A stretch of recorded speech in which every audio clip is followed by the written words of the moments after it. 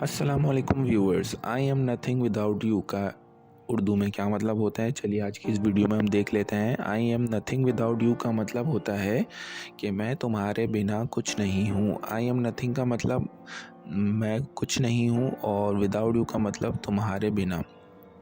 तो दोस्तों इस सेंटेंस में आप योर हटा के दूसरे वर्ड्स भी लगा सकते हैं ताकि उनका दूसरा मतलब निकल सके, जैसे कि आई am nothing without your love, यानी मैं कुछ नहीं हूँ तुम्हारे प्यार के बगैर, यानी कि तुम्हारा प्यार ही मेरे लिए सब कुछ है। मैं हूँ, तुम्हारा प्यार है तो मैं हूँ, तुम्हारा प्यार नहीं तो मैं भी नहीं।